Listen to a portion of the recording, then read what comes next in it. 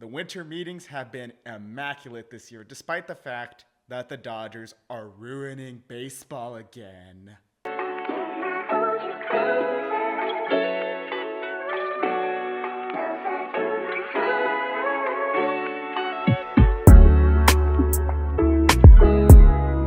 Welcome to The Dugout. I'm your host, Joseph Silva, and on today's episode, we're going to recap the winter meetings, plus a few other signings that took place before the meetings.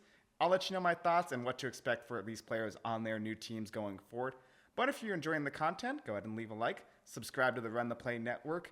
The NFL playoffs are about to start soon, and I, for one, would not want to miss an episode of The Hot Seat. Now, we begin, of course, with my beloved Dodgers. The defending World Series champions got just a little bit better, and we start off with the big signing, of course, of Michael Conforto. He signed 1 year, $17 million, has a very good plate approach. He has a 24.5% chase rate, 76th percentile in baseball, 46% hard hit rate, 11.6% barrel rate.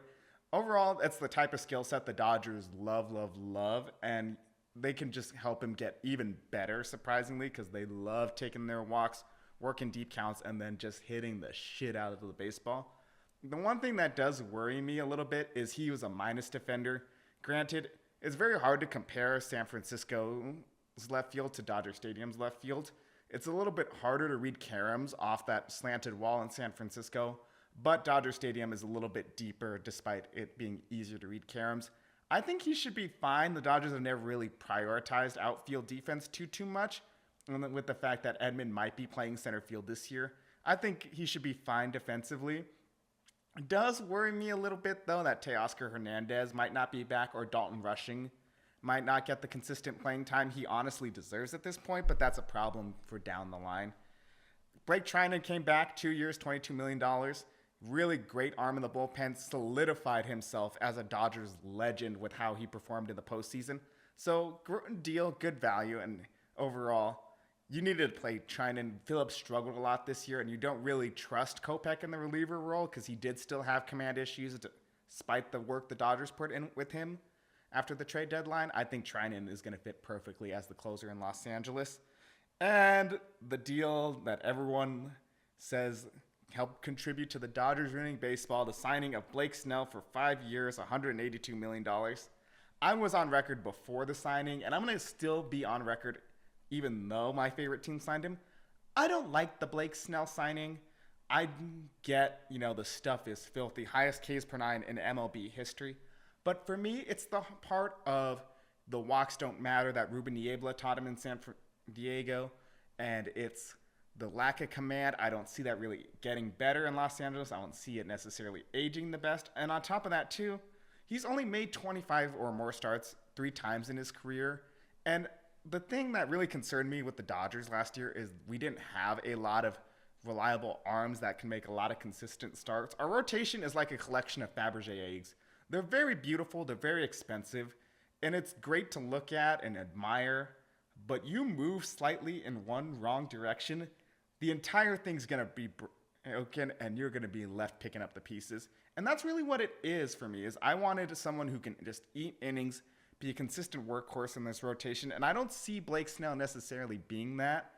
And on top of that, in his Cy Young campaign, he had a left on base percentage of 87.5%. Highest since Julio Urias in 2022, and we knew that Urias struggled mightily. I get his stuff's better and all that. I just don't trust pitchers like this. I hope I'm proven wrong, but I don't see this being necessarily a contract that ages well. But speaking of teams that are ruining baseball, Juan Soto signed with the Mets 7 years, $751 million that can go up to $800 million. The Mets got their man, quite frankly. Steve Cohen was planning for this for a long time, and he really helps bring a much-needed bat to this Mets lineup. We don't know if Pete Alonso is going to be back, so Juan Soto is just going to anchor the middle of this lineup for the next 15-plus years. He is a phenomenal hitter. We all know that he's got the best eye in baseball, smooth swing, great plate approach, does not chase, yada, yada, yada. The only concern you have on this contract is the AAV, and the fact that, he's going to DH at some point sooner rather than later. He's a minus defender in the outfield. Don't let the constant Gold Glove finalists fool you. He's a poor defender in the outfield. He's a poor base runner. But when you have a hit tool as great as him and people comparing you to the next Ted Williams, it means a lot. And I think it's just something the Mets had to do.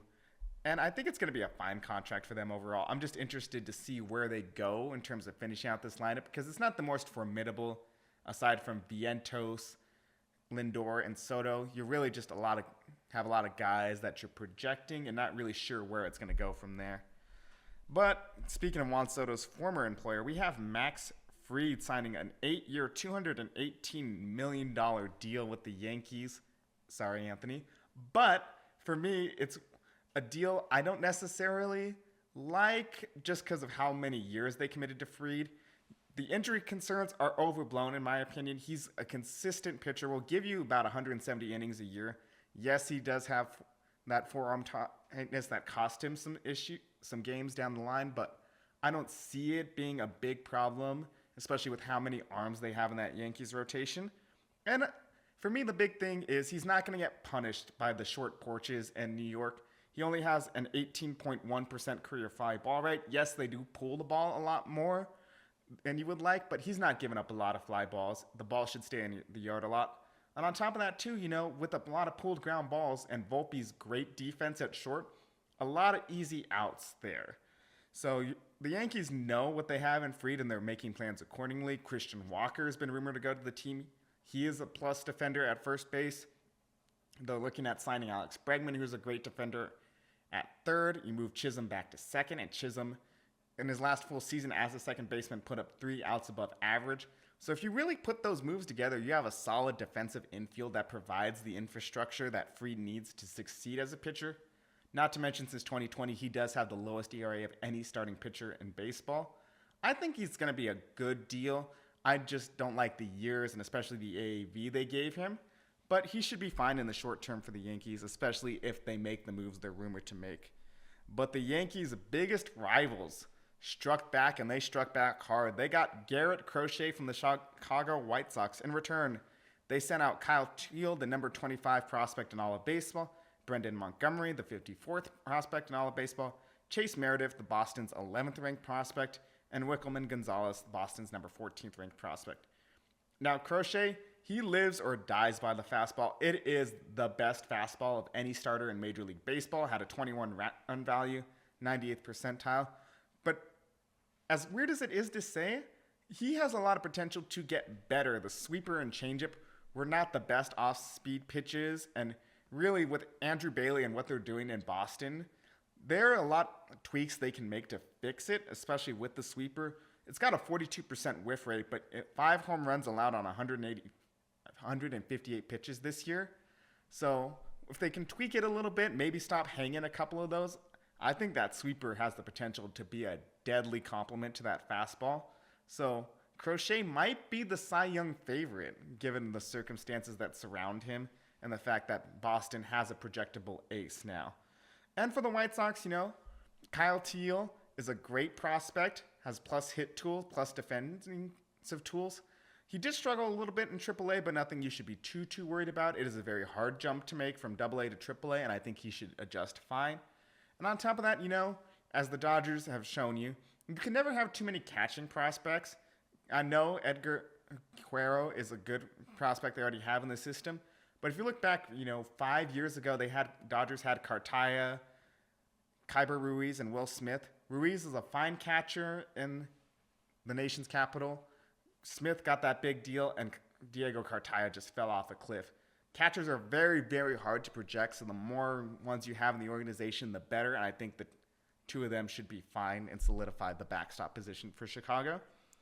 Brendan Montgomery has a lot of power, but like most power hitters, he does struggle with off-speed stuff, but absolutely will demolish any fastball you put in the zone. Do you trust the White Sox player development? No, not really. But, with someone with that kind of upside, he's going to hit it regardless.